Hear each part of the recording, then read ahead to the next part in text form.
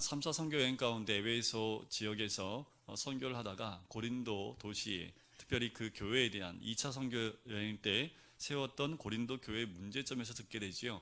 그 문제점에 대해서 또한 질문에 대해서 글을 쓴 것이 고린도 전서입니다. 1장에 나왔던 송사 문제가 있었고 송사 문제를 4장까지 다루고 있습니다. 그리고 5장에 가서는 음행에 대한 부분을 다루고 있지요. 그 오늘 본문에는 송사하는 부분이 나와요. 고발하는 겁니다. 무슨 문제냐 하면 교회 안에 문제가 생긴 거지요. 교회 안에 문제가 있는데 교회 안에서 그 문제를 해결하지 못하고 세상 법정으로 나가는 겁니다. 믿음에 있는 믿음 안에서 해결하지 못하고 세상 법정으로 나가는 것에 대해서 이 사도 바울이 그 많은 것, 또 그것에 대해서 마땅한 지침을 주고 있는 말씀이지요. 우리가 세상을 판단할 것, 그리고 천사를 판단할 것을 너희가 알지 못하느냐. 그럼에도 불구하고 너희가 세상 가운데 가서 그런 일들을 행하느냐. 오히려 차라리 그냥 불이익을 당하는 게 낫지 않겠느냐, 차라리 속는 것이 낫지 않겠느냐라고까지 이야기하는 거지요. 이 시대에 보면 교회 안에 문제를 가지고 세상 법정으로 가는 경우가 많습니다. 세상 법정에 가면 어떻게 되는지 아십니까? 그러면 문제가 해결될까요? 아니요. 세상 법정에서 판결이 나도 교회 안의 문제는 그대로 잔존해 있습니다. 결국 교회는 분열되고 깨어지게 되는 거지요. 제가 전에도 한번 말씀드렸던 것 같아요. 제가 존경하는 목사님이 계신데 그 목사님이 어떤 불온한 세력에 의해서 교회에서 쫓겨나기, 그러니까 교회에서 이 목사를 몰아내려고 음모를 꾸민 그 사건이 있었습니다. 근데 이 목사님이 담임 목사님이신데 그 얘기가 다 들린 거예요. 이미 다 알고 있어요. 근데 이 목사님이 기도하다가 어떤 결정을 내렸냐면 본인이 사임하는 걸로 결정을 했습니다. 왜 그랬냐 하면 담임 목사님이 끝까지 싸울 수도 있고 끝까지 그 위치를 고수하면서 승리할 수 있는 모든 여건이 다 있긴 했지만 혹여나 이것 때문에 교회에 있는 영혼들이 마음을 다치고 믿음의 상황을 입을까 봐 그럴 바에 내가 그냥 내려놓고 나오겠다 해서 이분이 교회에 모든 것을 사임하고 그냥 나와버립니다. 이 목사님 만나뵐 때 얼마나 제가 그 마음이 아픈지 몰라요. 나오실 때 이미 쉰이 넘은 상태에서 담임 목사를 하신 지 2년도 안 됐을 텐데 그 담임 목사님을 원치 않는다고 이제 노회에 가서 담임 목사님 모르게 일을 다 버려놓은 거지요. 근데 이 목사님이 선택한 이유가 딱 하나예요. 교회에 믿음이 연약한 자들이 이 일로 상처를 입으면 안 된다라는 그 기준을 가지고 그냥 본인이 사임하고 나오셨습니다. 결과론적으로는 목사님이 개척을 하셨는데 나온 교회보다 더 건강한 교회를 지금 하고 계시는 것을 제가 날마다 이제 가끔 가서 인사드릴 때마다 확인을 해요. 교회의 문제를 가지고 세상 법정에 간다고 해결되지 않습니다. 자, 뒤에 보면 불의한 자가 9절에 보면 하나님 나라를 유업으로 받지 못할 줄 알지 못하느냐라는 겁니다. 3대 악덕장이라고 해서요. 악함에 대한, 그리고 하나님의 나라를 유업으로 받지 못하는 죄에 대한 부분이 나옵니다. 이런 부분에 대해서 사도 바울이 이야기를 하죠. 그리고 12절부터 나오는 것은 다시 음행의 죄질에 대한 부분이 나와요. 자, 무슨 문제냐 하면 12절 보세요. 모든 것이 내게 가하나 다 유익한 것이 아니요 모든 것이 내게 가하나 내가 무엇이든지 얽매이지 아니하리라.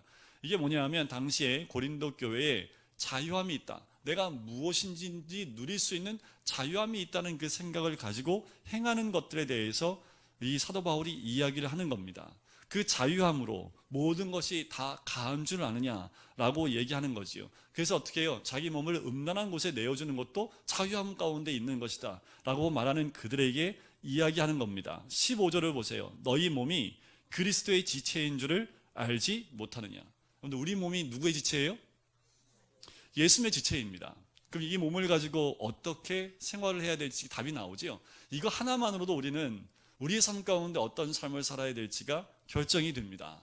그래서 사도 바울이 얘기하는 거죠. 그거 알지 못하느냐. 그런데 그리스도의 지체를 가지고 창녀의 지체를 만들 수 있겠느냐, 음란의 지체를 만들 수 있겠느냐, 말도 안 되고 가당치가 않다라고 얘기를 합니다. 더 나아가서 16절에 보세요. 창녀와 합하는 자는 그와 한 몸인 줄을 알지 못하느냐, 일러스되 둘이 한 육체가 된다 하셨나니. 17절에 참 중요합니다.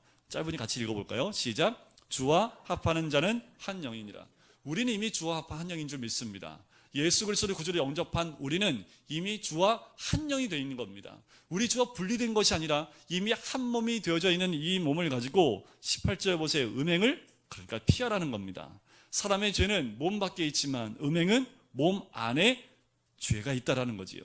19절에 보세요. 너희 몸은 너희가 하나님께로부터 받은 바 너희 가운데 계신 성령의 전인 줄을 알지 못하느냐. 너희 것은 너희 것이 아니라. 그러니까 우리는 우리 것 아니에요. 우리 게 누구 거예요? 제 몸 누구 거예요? 저희 아내 거 아닙니다. 누구 거예요? 하나님 거죠. 성령의 전이니까 이 몸이 성령이 계신 전이기 때문에 이 몸은 성령의 것입니다. 그러니까 이 몸을 내 거라고 함부로 사용하고 함부로 쓰는 것에 대해서 경종을 울리는 거지요. 우리 몸을 건강히 지켜야 되는 것 당연합니다. 우리 몸을 피곤하게 하는 거 그거 하나님 기뻐하지 않으세요. 아시겠죠? 밤에 자야 됩니다. 밤에 드라마 너무 늦게까지 보시다가 아침에 일어나는 게 힘들어요. 그러시면 안 돼요. 자, 새벽 때 일어나셔야 됩니다. 이게 성경적 원리입니다. 예수님도 새벽에 일어나셨잖아요. 그죠? 그러니까 일찍 주무세요. 몇 시에 주무셔야지 새벽에 일어날 수 있을까요? 몇 시? 10시, 9시. 네, 우리 장로님은 9시에 주무셔야지. 최소한 10시에 주무셔야 됩니다. 근데 10시에 왜 못 자요? 열심히 재밌는 드라마가 9시부터 시작해갖고 그냥 쫙 연결이 되니까 네, 그때부터 눈이 말똥말똥 떠시잖아요. 그죠? 우리 주부 성도님들 10시에 주무셔야 됩니다. 불 다 끄세요. 우리 애들은 어떤 집은요 핸드폰을 집에 딱 들어가면 보관하는 장소가 있답니다. 여기에 반환 안 하면 정지, 못 쓰게 한대요. 딱 집에 들어오면 핸드폰 보관 장소 딱 내놓고 핸드폰을 못 쓰게 한답니다. 핸드폰 안 쓰면 애들이 뭐 할까요? 일찍 자요. 할 게 없거든요. 핸드폰 없으면. 그 애들이 밤에 일찍 자야 됩니다. 그리고 아침에 일찍 일어나야 되죠. 사람마다 아침에 좀 늦잠 자는 스타일이 있고 밤에 늦게까지 공부하는 스타일이 있어요. 다 인정을 하지만 해가 떨어지면 일정 시간 지나면 자야 됩니다. 우리 아이들 너무 밤늦게까지 학원 다니는 애들, 요새 이제 학원도 시간이 정해져 있지요. 10시 이후에는 아마 학원을 못하게끔 되어 있을 겁니다. 너무 잘한 것 같아요. 20절 보세요. 값으로 산 것이 되었으니 그런즉 너희 몸으로 하나님께 영광을 돌리라. 우리 몸은 어떻게 쓰임받아야 된다고요? 하나님께 영광을 돌리도록 쓰임받아야 된다는 겁니다. 그러니까 말씀 함송하시라고요. 말씀 함송하는 자체가 뭐예요? 하나님께 영광 올려드리는 겁니다. 우리 주님이 우리에게 주신 편지인데 그거 안 읽고 그거 안 외우고 있으면 어떡하겠습니까? 그죠? 66권 다 외우라고 하고 싶지만 그렇게 못하잖아요. 그죠? 그러니까 그 중에 골라서 30몇 절이에요? 2절만 우리 외우자고요. 자, 7장은 결혼에 대한 문제가 나옵니다. 참 길어요. 7장 1절부터 이제 40절까지가 결혼에 대한 부분을 이야기하는데 특별히 7장부터 16장 4절까지 교회 현안 문제에 대한 해결책을 제시해주는 부분이 나옵니다. 그래서 7장 1절에 보면 너희가 쓰는 문제에 대하여 말하면 그러면 이들이 무슨 문제에 대해서 사도 바울에게 뭐 한 거예요? 좀 해결해달라, 답을 달라고 요청을 하게 된 거지요. 그 첫 번째가 뭐냐면 결혼에 대한 이야기를 합니다. 여러분 결혼해야 돼요, 말아야 돼요? 사도 바울은 뭐라고 얘기할까요? 결혼하라고 얘기할까요? 말라고 얘기할까요? 근데 의외로 사도 바울은 결혼 안 하는 것이 좋다라고 얘기를 합니다. 이건 하나님이, 그러니까 주님이 주신 이야기는 아니고 내 생각에는 이건 내 말이니까 성경에 그렇게 적혀 있어요. 이건 내 말인데 결혼 안 하는 게 좋을 것 같다. 그런데 결혼을 해야 될 이유를 2절에서 얘기합니다. 음행을 피하기 위하여 남자마다 자기 아내를 두고 여자마다 자기 남편을 두라. 남편은 그 아내에 대한 의무를 다하고 아내도 그 남편에게 그렇게 할지라. 네, 음행에 대한 부분들을 해결할 수 없고 자기의 마음의 정욕과 탐심과 이 정욕적인 부분도 해결할 수 없다면 결혼하는 것이 맞습니다. 근데 거의 대부분은 해결 못합니다. 결혼하시는 게 맞지요. 너무나 사도 바울이 서로 싸우고도 5절 보세요. 분방하지 말랍니다. 그러니까 제가 전에도 한번 이제 전도사님들하고 얘기할 때 원룸 사시는 분, 원룸 사시는 데 굉장히 많아요. 복 받았습니다. 분방할 필요가 없겠네. 그래서 어떤 분은 방이 많아요. 그게 복이 아닙니다. 집이 넓어서 분방하기가 너무 많아. 아내가 어디서 자는지도 몰라. 이거 문제가 되는 거지요. 분방하시면 안 돼요. 다만 무슨 이유로 분방이 가능해요? 일정 기간 기도하는 시간, 일정한 시간 하나님과 금식을 한다든가 이런 시간에 분방은 허락하지만 그것도 일정 기간입니다. 그 일정 기간이 지나서는 합방을 해야 된다는 겁니다. 싸워서 등 돌리건 잘하더라도 방을 달리 자면 안 된다라는 거지요. 그러니까 싸울 때는요 그냥 원룸으로 가십시오. 우리 집은 자주 싸워요. 그러면 다 짐 정리하고요 그냥 원룸으로 가시면 됩니다. 그럼 화장실 숨으셔야지 뭐. 그죠? 자, 그런 말을 하는 거예요. 자, 6절 보세요. 그러나 내가 이 말을 함은 허락이요 또 명령은 아니라는 거죠. 이게 좋긴 한데 이거는 허락한 얘기다라고 얘기하는 거지요. 자, 8절과 9절에 보면 미혼자나 과부에 대한 독신 생활을 또 권장을 해요. 그런데 혼자 사는 게 좋긴 한데 9절 보세요. 만일 절제할 수 없거든 결혼하라는 거지요. 자, 절제할 수 없으면 결혼하라는 겁니다. 자, 10절을 보세요. 10절부터 16절까지는 기혼자의 이혼에 대한 문제를 또 다뤄요. 자, 결혼한 자들에게 명하는데 이 명하는 것은 내가 아니요 주시라는 거죠. 이혼하라는 거예요, 말라는 거예요. 이혼하지 말라라는 겁니다. 갈라서지 말라라는 거예요. 아멘이시지요? 네, 이거는 성경에 예수님도 말씀하셨고 사도 바울도 반복하여 이야기하는 겁니다. 믿는 사람과 믿지 않는 사람과 결혼했다 할지라도 갈라서지 말라. 결론은 갈라서지 맞는 겁니다. 15절의 끝에 보면 이렇게 나오죠. 하나님은 화평 중에서 너희를 부르셨다라는 겁니다. 가정 안에 나눠짐이 아니라 화평 가운데 부르셨다라고 결론을 내리고 있는 거지요. 17절부터 24절까지는 성도들과 세상 신분과의 참 관계에 대해서 이야기하면서 25절부터는 처녀와 과부에 대한 권면이 나옵니다. 자, 처녀에 대해서 한번 볼까요? 처녀에 대하여는 내가 주께 받는 계명이 없대요. 계명이 없어요. 그럼 지금부터 말하는 거 누구 말이에요? 사도 바울의 생각하기에 라는 거지요. 26절 보세요. 내 생각에는 이것이 좋으니. 사도 바울의 생각입니다. 그러니까 어떻게 하라고요? 그냥 지내는 것이 좋겠다라는 거죠. 왜 그러냐 하면 임박한 환란이 가까이 오기 때문에 혼자 있는 게 좋다는 겁니다. 자, 아내에게 매였느냐? 노이기를 구하지 말고, 아내에게서 노였느냐? 아내 구하지 말라.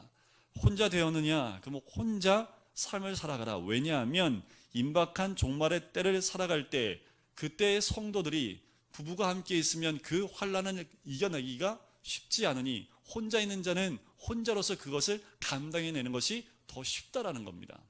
환란의 때에 고난을 당할 때에 가족이 있으면 힘들지요.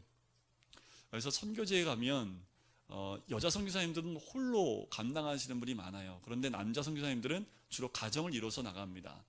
여자분들 가운데 솔로로 나이가 많이 들 때까지 혼자 선교지에서 선교사의 일을 감당하신 분들, 근데 선교사로서 감당할 때 여자 사역자들이 훨씬 더 잘하십니다. 결혼 안 했어요. 이게 집중을 하셔요. 근데 남자는요, 집중하기가 좀 쉽지는 않거든요.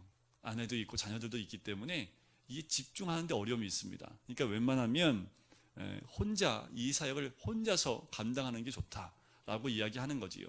근데 이 명령은, 이 생각은 누구 생각? 사도 바울의 생각. 그러니까 이것이 내 마음 가운데, 육신 가운데 절제할 수 없다면 결혼하는 것이 맞다라는 겁니다. 32절 보세요. 너희가 염려 얻기를 원한다는 거지요. 장가가지 않는 자는 주의 일을 염려하여 어찌하여 주를 기쁘시게 할까 하되, 장가간 자는 세상 일을 염려하여 어찌하여 누구를 기뻐할까? 그러니까 이게 주님께만 집중할 수 없다라는 거지요. 그래서 혼자 된 사람은 그렇게 하나님께 주께 집중하는 것이 좋겠다. 그것이 유익하다라고 이야기를 합니다. 그런데도 절제하지 못하면 뭐 하라고요? 뭐 하라고요? 절제할 수 없으면 결혼하라고요. 그게 전제에 깔려 있는 겁니다. 뒤에도 마찬가지로 그 얘기가 반복이 됩니다. 39절에도 보면 과부가 재혼하는 부분에 대해서도 얘기를 해요. 아내는 그 남편이 살아있는 동안에 매여 있다가 남편이 죽으면 자유로워 자기 뜻대로 시집갈 것이나 주 안에서만 할 것이다. 그러나 내 뜻에는 그냥 지내는 것이 더욱 복이 있으리라. 앞에서 계속 반복되는 이야기입니다. 주께 집중할 수 없는, 그리고 여러 것에 그 마음을 뺏기는 것보다 주님께만 집중하는 것은 홀로 있을 때 더 좋다라고, 자기와 같이 그렇게 지내는 것이 좋지만 이것은 내 생각이다라고 얘기하는 거지요. 자, 8장에 넘어가면 8장은 우상의 제물에 대해서 이야기합니다. 자, 이 말은 뭐냐면 1절을 보세요. 우상의 제물에 대해서 또 질문을 해요. 저 우상의 제물 참 많이 먹었거든요. 저희 집이 제사를 많이 지내기 때문에 제사에 절은 하지 않는데 제사 음식은 참 많이 나와요. 먹어야지 어떻게 해요. 근데 이런 말이 들리면 저는 절대 안 먹습니다. 야, 넌 교회 다니는 놈이 그거 먹냐? 그러면 딱딱 놓고 안 먹어요. 그러면 아니야, 괜찮아, 먹어. 아이, 내가 괜히 그렇게 해놨는데, 그러면 그거 먹어요. 자, 오늘 이 8장이 그 말이거든요. 자, 지식은 교만하게 하며 사랑은 덕을 세우나니. 기준을 뭘로 세우라고요? 사랑으로 덕을 세우는 것에 기준을 두라라고 이야기하는 겁니다. 자, 우상의 제물 아무것도 아니죠. 이상의 신은 누구밖에 없어요? 하나님 한 분밖에 없어요. 우상은 뭐예요? 만지지도 못하고 냄새도 못 맡고 보지도 못하는 게 그 우상이 뭐 아무것도 아니잖아요. 그러니까 우상의 제물 먹어도 상관이 없습니다. 그런데 문제가 되는 건 뭐냐 하면, 자, 7절을 보세요. 그러나 이 지식은 모든 사람에게 있는 것이 아니므로 어떤 이들은 지금까지 우상에 대한 습관이 있어 우상의 제물로 알고 먹는 거로 그들의 양심이 약하여지고 더러워지느니라. 그러니까 그들 가운데 예수를 믿는 그 연약한, 이제 막 예수를 믿는 사람 가운데 우상의 제물을 먹는 것에 양심에 꺼리낌이 있는 사람이 있다라는 거예요. 자, 그런 사람이 있는데, 자, 9절에 보세요. 그런즉 너희의 자유가, 그러니까 뭐 우상의 제물을 먹는 것에서 자유함이 있는 그 자유가 믿음이 약한 자들에게 걸려 넘어지게 하는 것이 되지 않도록 조심하라는 겁니다. 이런 사람도 있었어요. 난 우상의 제물을 먹어도 상관없어. 그래서 우상의 집에 들어가서 그걸 먹고 있는 거예요. 그건 좀 지나쳤죠. 그냥 이때 당시에는 음식이 어떻게 나오냐면, 고기는요 거의 대부분 우상에 바쳐진 것이 시장으로 나왔거든요. 거의 대부분 유통이 그렇게 됐습니다. 그러니까 이 고기를 먹어야 돼요, 말아야 돼요? 양심이 힘든 사람은 고기를 못 사 먹는 거지요. 그런데 믿음에 전혀 거리낌이 없는 사람은 마음껏 사 먹는 거예요. 근데 이게 도가 지나쳐서 아예 이런 거지요. 불당에 들어가서 그럼 마음껏 먹고 있는 거예요. 근데 그 모습을 누가 봐요? 우리 애들이 봤다고 하면, 제가 점집에 들어가고 거기 있는 음식 막 먹고 있는 거 애들이 봤으면 무슨 소문 날까요? 목사님 점치러 갔다 막 하면서 막 난리가 나겠죠, 그죠? 애들이 시험에 들지 않겠습니까? 자, 그 말입니다. 우상의 집에 앉아 먹는 것을 누구든지 보면 그 믿음이 약한 자들의 양심이 담력을 얻어 우상의 제물을 먹게 되지 않겠느냐. 나 때문에 우상의 제물을 먹는 것에 굉장히 마음의 양심에 꺼리는 사람이 나 때문에 우상의 제물을 마음껏, 믿음이 아니라, 믿음이 없는데 양심이 찔림이 있는데 저 사람도 먹는데 나도 먹어야지 해서 그들의 양심이 또한 문제가 생기게 한다는 것, 그 부분에 대해서 이야기하는 거지요. 그래서 오늘 제가 주일 오전에 말씀드렸던 것 13절입니다. 13절이 하나의 기준점이 됩니다. 같이 한번 읽어볼까요? 시작. 그러므로 만일 음식이 내 형제를 실족하게 한다면 나는 영원히 고기를 먹지 아니하여 내 형제를 실족하지 않게 하리라. 이것이 기준점이 되어야 됩니다. 기준을 나에게 둬야 돼요? 남에게 둬야 돼요? 연약한 자들에게 기준점을 둬야 된다는 겁니다. 그래서 목사님들이 좋아하는 고기가 있습니다. 내일 하니까 끄떡이시는 분이 있는데 모르시는 분은 내일이 무슨 날인데, 내일 초복이잖아요. 초복은 뭐 먹어요? 그렇죠. 네, 개고기. 우리 어르신들은 이 복날 되면 담임 목사님들 옛날부터 개고기를 해서 이렇게 주시더라고요. 그런데 요새는 개를 집에서 키워요? 먹으려고 키워요? 집에서 키우지요. 그래서 대부분 개고기를 먹는 사람이 많습니까? 안 먹는 사람이 더 많습니까? 그건 잘 모르겠어요. 그죠? 그래서 외국에서는 우리 한국을 개고기 먹는 미개한 나라라고 봐요. 무슨 지네들은 말고기도 먹으면서. 예? 그리고 뭐, 여러분들 그 프랑스 가서 요리 먹으면 있는지 모르겠지만 그 얘기도 있었어요. 그 원숭이 골, 뇌 먹는, 그 야만인 아니에요? 사람하고 가장 가까운 원숭이의 뇌를 퍼먹는데, 근데 우리 개고기 먹는데 우리한테 미개인이라고 얘기하잖아요. 자, 근데 문제는 뭐냐면 성도가 새로 왔어요. 근데 이제 막 예수 믿기 시작을 했는데 집에서 애완견을 키우시는 분인데 담임 목사님이 개고기 먹고 있는 거 보고 마음에 상처를 입은 거예요. 그럼 담임 목사님이 개고기 먹어야 돼, 말아야 돼요? 그 이제 권사님들이 괜찮아 드시고 먹어도 돼, 하지만 목사님들이 어떻게 해야 됩니까? 이때는 먹지 말아야죠. 다 먹어도 되는데 한 명이 그 담임 목사가 개고기를 먹는 거에 대해서 마음에 어려움이 있다면 먹으면 안 됩니다. 누구 때문에요? 그 한 영혼 때문에 그런 거지요. 기준을 믿음에 연약한 자에게 맞춰야 됩니다. 근데 이상한 거는 닭은 너무 쉽게 먹으면서 왜 개는 쉽게 못 먹는지는 모르겠어요. 저도 개고기를 좋아하진 않습니다. 근데 먹으면 먹는데 일부러 찾아 먹지는 않는데, 우리나라 안에서는 우리 목사님들이 제일 좋아하는 고기가, 근데 저는 그렇게 좋아하지는 않는데 그냥 닭고기 먹어도 되는데 굳이 이때만 되면 찾아서 드시는 분들이 꼭 있더라고요. 근데 요새 교회가 큰 교회 사역하시는 목사님들은 조용히 성도 모르게 차를 타고 멀리 나가서 먹고 오신대요. 담임 목사님이 게 먹었다고 얘기하면 상처받을 사람이 너무 많으니까. 왜 저마다 다 집에서 개를 한 마리씩 다 키우기 때문에 개고기 먹는 분들도 개 키우면서 개고기 안 먹는 분들이 많다고 얘기를 하더라고요. 그러니까 기준점이 뭐예요? 믿음이 약한 자들. 자, 그러면서 9장의 한 장은 전체를 뭐라고 하냐면 내가 사도로서 이런 자유함이 있다라는 거예요. 자, 1절을 보세요. 9장의 1절. 내가 자유인이 아니냐, 사도가 아니냐, 예수 우리 주를 보지 못하였느냐, 주 안에서 행한 나의 일이 너희가 아니냐 하면서 내가 사도로서 자유인으로서 내가 누릴 수 있는 거 있지 않느냐. 2절 두 번째 줄에 보면 나의 사도됨을 주 안에서 인치는 것이 너희가 아니냐. 그러니까 난 사도라는 사도의 권리가 있고 내가 누릴 수 있는 게 있다라는 겁니다. 5절을 보세요. 두 번째 줄에 보면 게바와 같이 믿음에 자매된 아내를 데리고 다닐 권리가 없겠느냐라는 거예요. 어찌 나와 바나바만 일하지 아니할 권리가 없겠느냐라는 거예요. 그런데 굳이 그러면서도 이가 자기가 누릴 수 있는 권리, 그 자유에 대해서 이야기하면서 그런 자유를 내가 스스로 누리지 않겠다라고 얘기하는 것은 12절 끝에 보면 나옵니다. 자, 그러나 우리가 이 권리를 쓰지 아니하고 범사에 참는 것은 뭐 때문에요? 그리스도의 복음에 아무 장애가 없게 하려 함이라는 거예요. 예를 들면 이런 겁니다. 교회를 개척을 하셨습니다. 그래서 그 교회가 부흥을 했어요. 교회를 다른 사람에게 넘기고 돈을 받고 나오는 거지요. 이런 일들이 있었다라는 거예요. 이때 지금도 이런 일들이 있지요. 그런데 사도 바울은 어떻게 해요? 그렇게 하지 않는다라는 겁니다.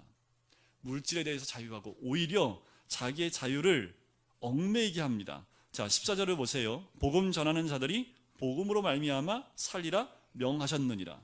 바로 17절 끝에 보면 나는 사명을 받았노라 라고 얘기를 하지요. 자, 그 한 절 앞을 볼까요? 내가 복음을 전할지라도 자랑할 것이 없음은 내가 부득불 할 일임이라. 만일 복음을 전하지 아니하면 내게 화가 있으리라. 이게 사명입니다. 복음 전하는 일이 사명인데 그것으로 내가 물질을 벌 수 있고 받을 수 있는 거, 때로는 그 섬김을 통해서 내가 그 섬김을 누릴 수도 있지만 그것을 하지 않겠다라는 겁니다. 왜요? 19절에 그 이유가 있습니다. 내가 모든 사람에게서 자유로우나 스스로 모든 사람에게 뭐가 돼요? 종이 된 것은 왜 그랬을까요? 더 많은 사람을 얻고자 함이라는 거죠. 그 20절부터 얻고자 함이라가 계속 반복됩니다. 자, 유대인과 같이 된 건 유대인을 얻고자 함이요.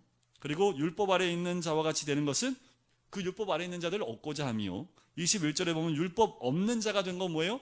율법 없는 자를 얻고자 함이요. 22절에 보면 내가 약한 자가 된 것은 뭐예요? 약한 자를 얻고자 함이요 라고 이야기하는 거지요. 결국 뭐냐면 22절 끝에 구원하고자 함이라 라고 얘기하는 겁니다. 전에 미국에 제가 어렸을 때 청년 때 들었던 얘기입니다. 미국에서 한 목사님이 교회에서 쫓겨났어요. 그러니까 이유가 뭐냐면 이분이 주일날은 이렇게 멀쩡한데 월요일만 되면 찢어진 청바지에 머리를 삐쭉 세우고 찢어진 청바지에 막 이걸 입고 막 미국에서 다니는 거예요. 근데 성도들이 아무리 봐도 이게 시험 들잖아요. 그러니까 이게 이제 교회 문제가 된 거예요. 한동안 참다가. 그리고 권유도 하고 목사님한테. 근데 목사님이 아무 대꾸 안 하고 월요일만 되면 그렇게 입고 일주일 동안 다니는 거예요, 계속.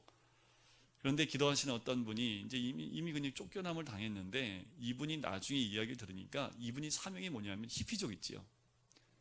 그들을 구원하는 것이 하나님 주신 사명인 거예요. 그러니까 그들을 구원하려면 어떻게 해야 돼요? 똑같이 하고 다녀야지 만날 수 있는 거거든요. 그러니까 월요일부터 그들하고 똑같은 모습, 뭐 귀 뚫고 코 뚫고 막 목사님 이 모습을 성도들이 보니 시험 들지요. 근데 이분 맡은 사명이 뭐냐면 그들을 구원하는 거였거든요. 그러니까 어떻게 그들과 같이 모습이 되지 않으면 그들과 소통할 수 없기 때문에 그들의 모습처럼 된 겁니다. 결국 쫓겨남을 당했지만 그 목사님은 계속 그 일을 감당했고 많은 영혼들을 주께로 돌이키게 하는 그 목사님으로 쓰임받았다는 그 이야기를 제가 들으면서 사명은 각자 다 다르다. 한 영혼을 구원하기 위해서 자기 스스로를 그렇게 망가뜨리는 분도 있고 또한 사명을 감당하기 위해서 아무도 들어가지 않는 저 구석에 어디예요? 아마존 저 구석에 정말 옷을 입고 살지 않는 그 족속에까지 들어가서 사역을 감당하는 그런 선교사님들도 있다라는 거지요. 23절 보세요. 내가 복음을 위하여 모든 것을 행함은 복음에 참여하고자 함이라라는 거지요. 우리 27절을 같이 한번 읽겠습니다. 시작. 내가 내 몸을 쳐 복종하게 함은 내가 남에게 전파한 후에 자신이 도리어 버림을 당할까 두려워함이로다. 사명을 감당하는데 이 마음을 하는 거예요. 내 자신을 쳐 복종함은 내가 남에게 전파한 후에 자신이 도리어 버림을 당할까 두려워합니다. 늘 사도 바울은 이 가슴을 갖고 있습니다. 내가 복음을 전했지만 내가 그 복음에 합당하게 전파하지 못하고 오히려 버림을 당할까 늘 자신을 또 복음 앞에 내비치고 또 복음을 전하는 그 자리에서 떠나지 않았던 사도 바울의 고백이지요. 그러면서 10장에 넘어가면 10장 안에는 이스라엘의 역사를 회고하면서 그 안에서 있었던 이스라엘 민족이 누렸던 그 자유함이 오히려 방종이 돼서 그들이 죄 가운데 빠졌던 모습을 이스라엘 역사를 가지고 이야기합니다. 보실까요? 2절 한번 보세요. 모세에게 속하여 다 구름과 바다에서 세례를 받고, 이게 뭐예요? 홍해를 건넜지요. 이스라엘 민족을 홍해를 갈랐던 그 민족입니다. 3절 보세요. 다 같은 신령한 음식을 먹었지요. 이 신령한 음식이 뭘까요? 만나입니다. 먹고 싶어요. 저도 한번. 이거 한번 먹고 죽는다고 해도 저 한번 먹고 싶어요. 이 만나가 어떤 걸까? 여러분들 먹고 싶지 않으세요? 근데 먹고 싶어도 못 먹어요. 없으니까. 그런데 정말 이스라엘 민족은 40년 동안 먹었어요. 아예 코에 진물이 나도록 이 만나를 먹었거든요. 이 신령한 음식을 먹었던 민족이 이스라엘입니다. 또 뭐예요? 4절에 신령한 음료를 마셨습니다. 전혀 물이 나올 수 없는데 반석이 깨지면서 강물이 쏟아져 나오는 거죠. 여러분들 200만 명이 먹을 물이면 쫄쫄쫄 나오는 샘물 갖고 먹일 수 있어요? 터져 나와야 돼요. 미치에 물이 팍, 이 광야에서 물이 터진다는 것은 불가능합니다. 그런데 반석이 깨지면서 거기서 콸콸콸 물이 나오는데 강을 이룰 만큼의 물이 쏟아져 나왔다는 거죠. 신령한 음료지요. 그런데 그 반석이 곧 뭐예요? 그리스도입니다. 그 놀라운 은혜를 이들이 경험을 했는데 중요한 게 5절이지요. 5절 첫 마디가 뭐예요? 이게 없어야 되는데 이게 그러나가 있는 거지요. 여러분들 삶 가운데 그러나가 있으면 안 됩니다.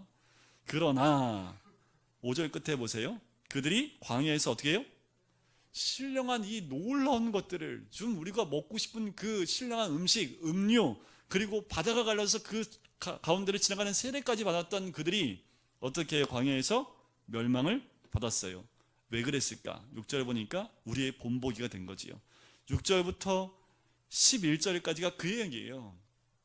그들이 하나님을 기뻐하지 않게 했던 것, 악을 즐겨하고 우상 숭배하고 또 뭐예요? 8절에 보니까 음행하다가 또 죽고, 그리고 주를 시험하다 뱀에게 멸망을 당하고, 10절에 보면 어떤 사람들이 원망하다가 또 멸망을 당하고, 이들이 했던 그 많은 것을 누렸지만 결국 그 누림 안에서 이러한 죄를 짐을 통해서 어떻게 해요? 그들이 결국 죽게 됐다라는 거지요. 이것이 우리에게 본보기가 됩니다. 그래서 어떻게 해요? 12절 같이 읽어볼까요? 시작. 그런즉 선줄로 생각하는 자는 넘어질까 조심하라. 넘어진 사람은요, 일어나면 돼요. 근데 우리 일어나서 계십니까? 신앙 가운데 서 계세요? 그럼 우리가 늘 조심해야 될 게 뭐예요? 넘어질까 조심해야 된다라는 겁니다. 왜요? 이스라엘 민족은 그렇게 선줄로 알았는데 다 넘어져 버렸거든요. 우리가 가져야 될 우리의 마음의 자세, 선줄로 생각하십니까? 그때는 또 넘어질 수 있기 때문에 넘어질까 조심해야 된다라고 합니다. 그러면서 13절 우리가 암송구절처럼 외우는 말씀이기도 하잖아요. 같이 한번 읽어볼까요? 사람이 감당할 시험 밖에는 너희가 당한 것이 없나니 오직 하나님은 미쁘사 너희가 감당하지 못할 시험 당을 허락하지 아니하시고 시험 당할 즈음에 또한 피할 길을 내사 너희로 능히 감당하게 하시느니라.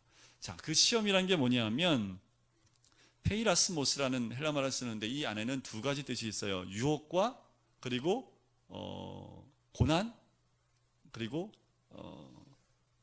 어려움 당하는 그 부분들, 또 시험 당하는 부분들. 근데 여기서는 유혹이라는 단어보다 고난에 더 합당하겠지요. 우리를 시험하시는 겁니다. 고난을 통해서. 그 당한 것이 없는 것은 하나님이 늘 이 시험 당할 가운데 그 시험에서 죽이는 것이 아니라 피할 길을 주신다라는 그 말씀을 하고 있는 거지요. 우상 숭배에 대한 경고를 14절부터 22절까지 이야기합니다. 자, 보세요. 20절을 보세요. 무릇 이방인이 제사하는 것은 귀신에게 하는 것이요 하나님께 제사하는 것이 아니니 나는 너희가 귀신과 교제하는 자가 되기를 원하지 아니하노라. 전보로 다니시면 안 됩니다. 네, 전보로 다니시면 안 돼요. 이 타교에 전보로 다니시는 분들이 있다고 제가 알고, 그리고 전보로 여러분들 점치는 사람들이 교회 다녔던 사람인 거 아세요? 이제 12장에 가면 은사가 나오는데 영적인 은사를 경험했던 자들이 잘못해서 이제 어둠의 영역에 빠져버리면 그 은사가 있고 그게 하나님 성령을 통해서 오는 은사가 아니라 어둠의 영에서 오는 은사로 휙 가버리면서 여러분들 점치는 사람들의 70%가 교회 다녔던 사람들입니다. 그 통계가 나왔어요. 참 재밌는 건 그 사람들끼리 모임이 있고요. 그 사람들끼리 보는 잡지가 있대요. 그 잡지에 조사한 내용이 나왔는데 출신 성분 어디서부터 이 사람들이 이걸 했냐, 원래 태어날 때부터 신기가 있어서 어디 산에 올라가고 10년 동안 다 거짓부렁입니다. 뭐 어디서 10년 뭐 여기 다 거짓말이고요. 나중에 다 팔찌 보니까 교회에서 이따가 잘못돼서 이게 넘어지는 바람에 어둠의 영역에 붙잡히는 사람들이 굉장히 많다고 합니다. 근데 그 사람들 앞에 머리 조아리고 가는 권사님들이 많대요. 여러분들, 이방이 제사하는 것과 하나님께 제사하는 것은 같지 않습니다. 우리 하나님은 귀신과 교제하는 자가 되기를 원하지 않는 줄 믿습니다.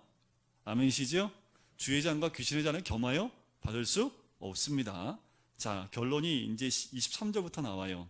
23절부터 11장 1절까지가 우상 제물의 식사 문제에 대한 결론적인 겁니다.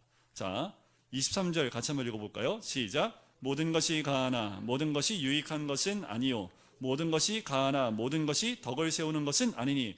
여러분들, 모든 것을 다 할 수 있는 자유가 있어요. 다 할 수 있습니까? 아니요.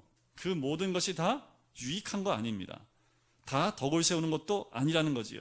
결론이 24절입니다. 누구든지 자기의 유익을 구하지 말고 누구의 유익을 구하고요? 남의 유익을 구하라는 겁니다. 내 유익을 구하지 말고 내 옆에 있는 사람의 유익을 구하고 살면 문제가 되지 않아요. 그 자유가 방종으로 빠지지 않는다는 겁니다. 또 한 가지 31절. 그런즉 너희가 먹든지 마시든지 무엇을 하든지 무엇을 위해 하라? 하나님의 영광을 위하여 하라는 거지요.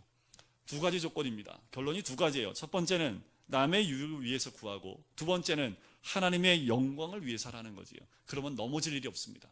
죄에 빠질 일도 없습니다. 내 자유가 방종으로 빠질 일도 없다라는 거지요.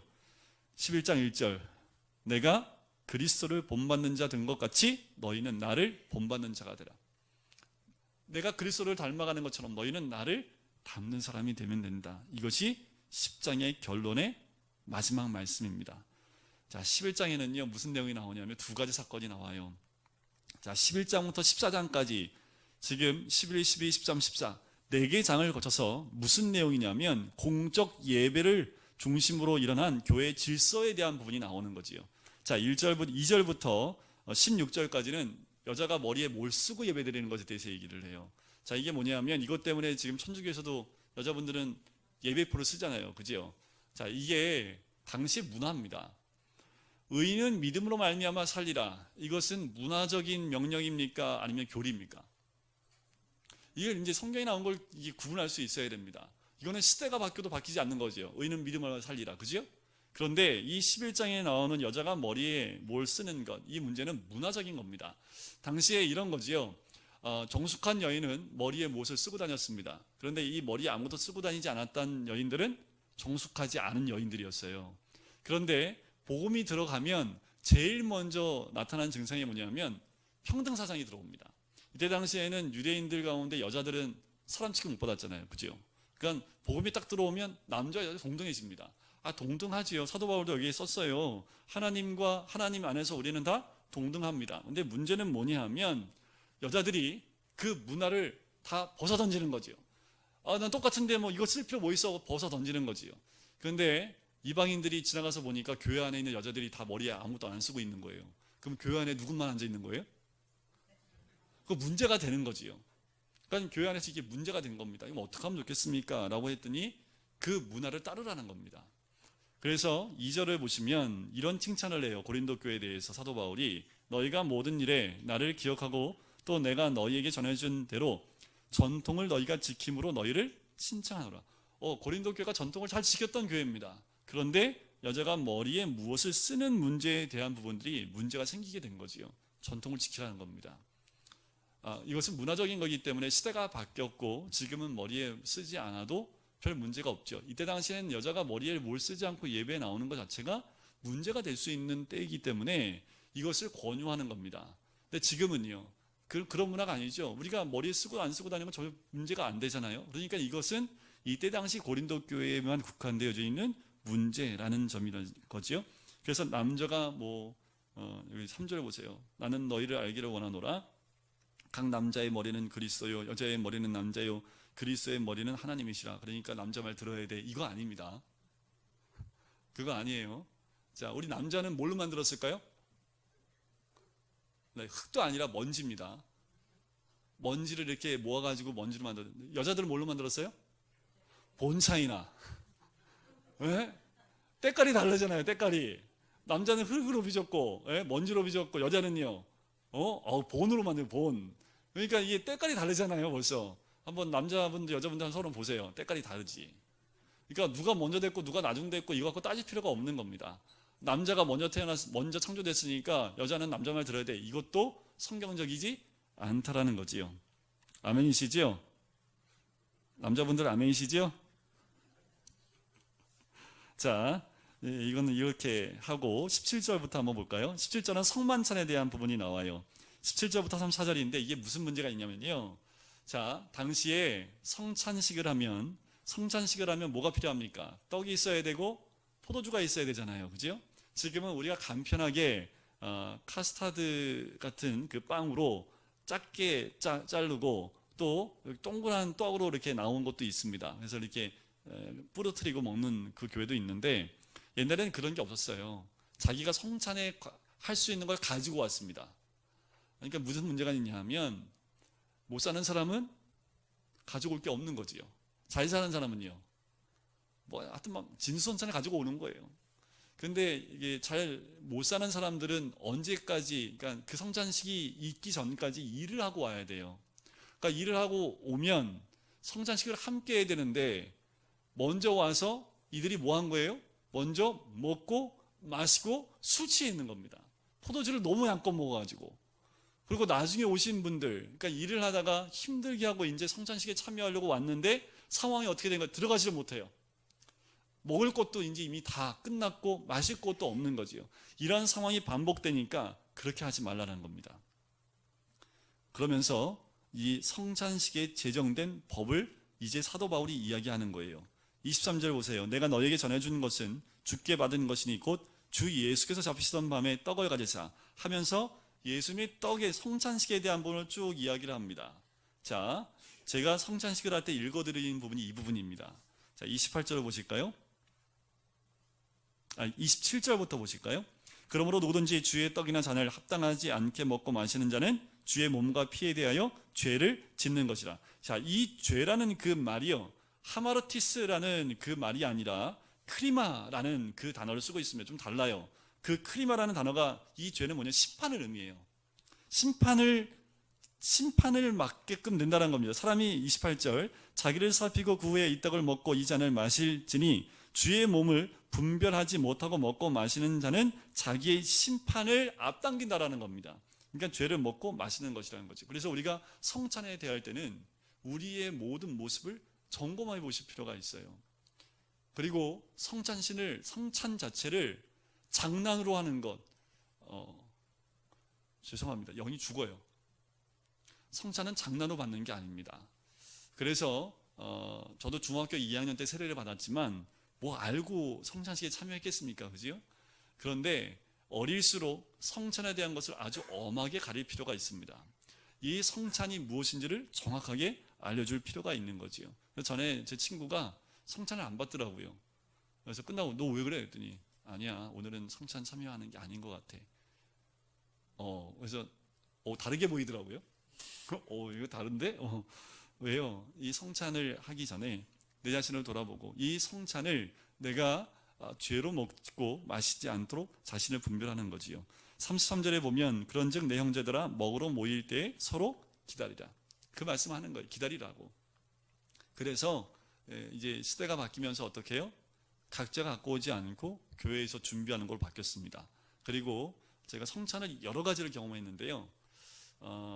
성찬을 처음에 경험했던 어떤 데는 그 식빵 있죠. 이걸 딱 갖다 놓습니다. 그리고 옆에 포도주를 이렇게 정말 큰 사발에다가 이렇게 따라놔요. 그러면 한 명씩 나와서 떡을 이렇게 그 빵을 떼요. 그리고 포도주에 적셔서 기도하고 먹고 들어가는 이런 것도 제가 경험을 해봤고요. 그리고 본인이 직접 나와서 떡을 먹고 포도주를 따라서, 포도주가 아니죠. 그때는 포도 주스, 약간 진한 주스인데 그거를 이렇게 따라서 먹고 들어가는 데도 있었고, 목사님이 가운데 있으면 와서 우리와 똑같은 것을 먹고 잔을 받고 들어가는 경우도 있고, 여러 가지가 있습니다. 이 성찬식을 준비할 때 좋은 거는 우리 장로님들이 이 성찬을 준비하시는 것이 저는 더 좋다는 생각이 들어요. 기도하면서 우리 장로님들께서 떡과 잔을 분별하여 준비해 놓으시는 것이 더 낫지 않을까, 이 말씀을 연구하면서 그런 생각이 들더라고요. 그래서 이거는 우리 기름 부음 받은 장로님들이 특별히 이렇게 뺏어 와야 될 사명이 아닐까라는 생각이 들어요. 좀 성찬식 할 때는 좀 장로님들이 일찍 나오셔서 준비를 하셔야 되겠지만, 이것은 제가 생각하기에도 이 떡을 자르고 그리고 빵을 자르고 성찬의 그 기에 포도주를 한 잔씩 따르는 것은 우리 장로님들이 하시면 더 은혜가 되겠다라는 생각이 들더라고요. 제가 공개적으로 장로님들한테 얘기도 안 하고 막 선포해버리고 괜찮으시겠죠? 우리 노 권사님들이 아침에 일찍 나와서 준비를 하셨지만, 제가 이제 한 2년 차 돼가면서 아무리 생각해도 이 성찬 준비는 우리 장로님들이 와서 이렇게 준비하시면 더 은혜가 있겠다. 그러면 이제 그 나머지 씻고 하는 것들은 이제 권사님들이 이게 해 놓으시고, 그러면 장로님들이 그 모든 것을 딱 기도로 준비해 놓으면 그 성찬식이 더 은혜롭겠다라는 생각을 했습니다. 아멘이시죠? 우리 장로님 권사님 아멘. 네, 12장은 은사에 대한 부분을 얘기합니다. 여러분들 은사, 뭐 받고 싶으세요? 은사. 자, 은사가 다 나와요. 왜 은사 얘기를 할까요? 이제 예배 시간에 이런 거예요.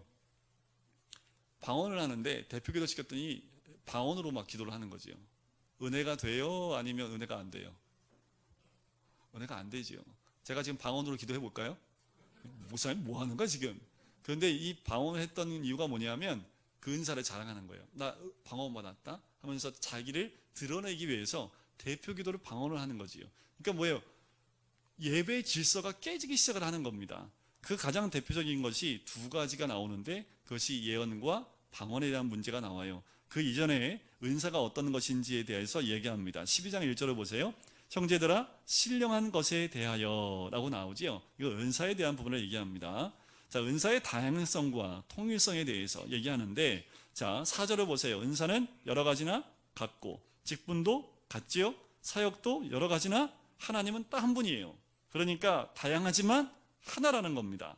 자, 7절을 보세요. 각 사람에게 성령을 나타내심은 유익하게 하려 하십니다. 자, 은사는 뭐 하기 위해서 주신 거예요? 유익하게 하기 위해서입니다. 자, 8절에 보세요. 나옵니다. 우리가 알고 있는 지혜의 말씀의 은사, 지식의 말씀의 은사, 믿음의 은사, 믿음도 은사입니다. 병 고치는 은사, 능력 행함의 은사, 예언함의 은사, 영들 분별함의 은사, 방언 말함의 은사, 방언을 통역하는 은사. 9가지의 은사가 있습니다. 이 외에도 은사는 12장, 로마서 12장에도 여러 가지 은사의 대형들이 나와요. 은사를, 방언 통역의 은사를 받는 분도 옆에 봤는데, 진짜 통역을 하시는, 통변을 하시죠. 통역을 하시는데, 여기서 막 방언을 하면 이분이 기도를 하는데 이분의 기도가 아닌 게 딱 티가 나요. 그래서 그거를 이렇게 그 방언에 대해서 통역해서 나오는 그 기도도 있습니다. 자, 11절에 보세요. 이 모든 일은 같은 한 성령이 행하사 그의 뜻대로 각 사람에게 나누어 주시는 것이라. 그러니까 이 은사가 높고 낮음이 아니라는 겁니다. 이 은사는 유익을 위해서 준 거기 때문에 유익에서 벗어나는 것은 절제할 필요가 있는 겁니다. 자, 그 부분에 대해서 지금 이야기하고 있는 거고요. 우리 몸이 다 주 안에서 한 지체라는 것을 또 강조를 합니다. 그리고 우리 안에 기능이 여러 가지잖아요. 다 손일 수 없죠. 다 코예요? 다 개코가 되는 거죠, 그죠? 다 눈이에요? 그럼 뭘로 밥 먹어요? 다 입이에요? 그럼 뭘로 봐요?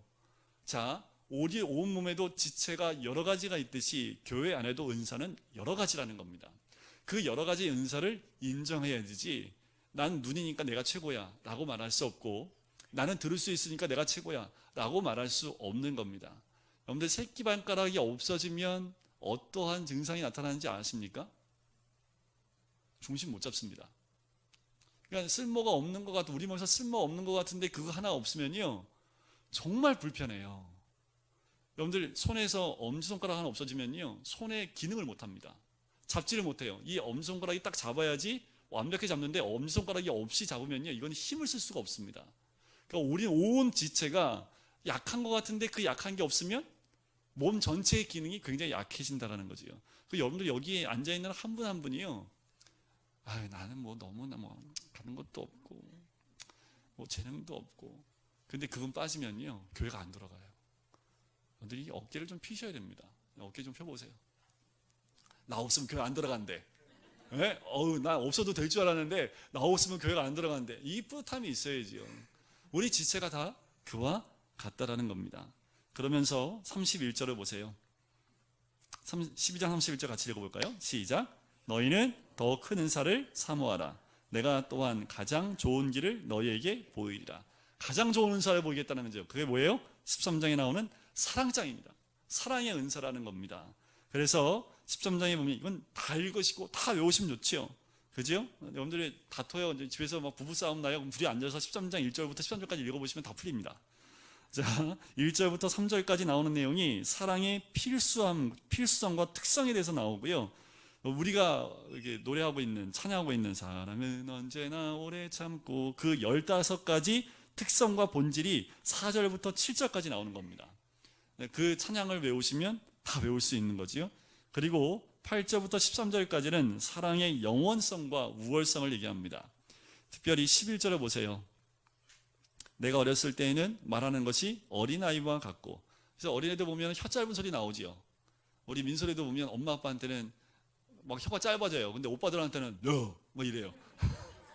오빠들한테는 네가 어쩌고 저쩌고 막 하는데, 딱 엄마 아빠 딱 하면 그래 쩡 하면서 막 이게 말이 짧아지더라고요. 그러니까 이게 뭐예요? 어렸을 때는 어린아이 말을 하는 거지요. 자, 깨닫는 것이 어린아이와 같지요? 생각하는 것도 마찬가지입니다. 장성한 사람이 되어서는요 어린아이의 일을 버리는 거지요. 우리 현솔이가 민솔이처럼 그래 쩡 그러면요 한 대 맞지요. 네가 지금 그럴 나이야? 하면서 한 대 맞지요. 당연하지요. 장성한 사람이 되면 당연히 어렸을 때 일을 벗어버리게 돼 있습니다. 근데 벗어버리지 않으면 안 된다라는 거지요. 사랑도 마찬가지라는 겁니다. 믿음, 소망, 사랑, 이 세 가지는 항상 있을 것인데 그 중에 제일은 사랑이라는 거지요. 그러면서 이제 좀 전에 말씀드렸던 방언과 예언에 대한 부분들을 이야기하는 겁니다. 이 부분만 하고 제가 기도 마칠 텐데요. 자, 14장 1절에 보면 사랑을 추구하며 신령한 것들을 사모하되 특별히 예언을 하려고 가라. 그런데 예언은요 말씀을 전하는 것을 의미합니다. 예언을 미래를 알고 미래를 알려주는 것을 얘기하는 것이 아니라, 예언은 하나님 말씀을 나누는 것을 의미하는 거예요. 자, 4절을 보세요. 방언을 말하는 자는 자기 덕을 세우고 예언하는 자는 교회의 덕을 세운다라는 거지요. 자, 예언과 방언에 대한 부분이 교회 안에서 문제가 된 거지요. 근데 방언은 대표 기도할 때, 방언을 했을 때 교회의 덕이 안 되잖아요. 자제해야 되는 겁니다. 이렇게 모였을 때는 예언과 방언 중에 어떤 게 더 유익할까요? 예언이 더 유익하다는 거죠. 말씀을 나누는 것이 유익한 겁니다. 그런데 자, 줄 서세요. 제가 예언해 드릴게. 이게 아닙니다. 우리가 아는 대로, 우리가 알고 있는 예언이 내일 1년 뒤에 직장에서 이런 일이 있을 거니까 조심해야 돼. 너는 물가 가지면 안 돼. 뭐 이렇게 얘기하는 것이 예언이 아니라는 겁니다. 예언은 하나님 말씀을 나누는 것이 예언이지요. 그럼 제가 뭐 하고 있는 거예요? 감사합니다. 네. 자, 14장 20절을 보실까요? 형제들아, 지혜에는 아이가 되지 말고 악에는 어린아이가 되라. 지혜에는 장성한 사람이 되라 라고 얘기하는 거지요. 우리가 어디에 장성해야 될지를 이야기합니다. 자, 26절부터 이제 마지막까지 40절까지는요 공예배 시에 질서에 대한 결론적 권면을 합니다. 뭐냐 하면 26절 끝에 보세요. 모든 것을 뭘 세우기 위해서 하라? 덕을 세우기 위해서. 우리가 교회에서 행하는 모든 일들이 뭐를 세우기 위해서요? 덕을 세우기 위한 겁니다. 덕이 안 되면 자제해라 라는 겁니다. 33절에 보면 우리 하나님은 무질서의 하나님이 아니시요 화평의 하나님이시야, 질서의 하나님이라 라고 말씀을 하는 겁니다. 40절 보세요. 모든 것을 품위 있게 하고 질서 있게 하라. 우리 하나님이 우리에게 품위와 질서대로 우리에게 대하시기 때문에 그렇게 하라고 말씀을 하는 거지요. 이게 공예배 때 우리가 지켜야 될 질서와 또한 덕을 세우는 것, 그것이 이 공예배 때 우리가 더 집중해야 될 부분이라는 거지요. 그래서 시간이 흐르면서 이렇게 예배의 순서가 정해졌고요. 예배의 패턴이 정해진 이유가 이런 초대교회 가운데 이런 일들이 반복되면서 규정이 생기기 시작을 한 거예요. 그리고 예배 순서도 규정이 생기기 시작을 했고, 원래는 옷을 입는 것도 규정에 맞춰서 입는 교회들이 있습니다. 지금도 미국에 가면 포멀한 교회, 정말 형식이 있는 교회는요, 전통이 있는 교회는요, 요 꼬맹이부터 어른까지 다 양복 입고 옵니다. 꼬맹이도 딱 양복에 넥타이를 입고 딱 앉아요. 근데 예배 형식은 찬양하고 똑같아요. 근데 찬양 인도자도 다 정복을 입습니다. 여자분들도 항상 깔끔한 뭐 이렇게 튀지 않은 색깔, 거의 검은색을 입더라고요. 튀지 않으니까. 그리고 치마의 길이도 길어요. 딱 정해져 있습니다. 제가 캐나다 가서 이제 한번 경험을 해봤고요. 어떤 교회는요, 옷이 굉장히 자유스러워요. 막 뒤에서 애들이 막 뛰어다니고 막, 교회가 굉장히 크거든요. 어떻게 크냐면 체육관을 빌려서 예배를 드리는 교회인데, 체육관이 얼마나 넓어요. 그러니까 맨 위에서는 애들이 막 뛰어다니고 놀고 있고요. 어른들은 이게 앞에서 말씀 듣고 있고, 담임 목사님이 옷이 뭐 입고 나온지 아세요? 나시에 반바지 입고 올라오십니다. 그런 교회도 제가 한번 가봤어요. 근데 교회마다 특성이 좀 있는 것 같아요.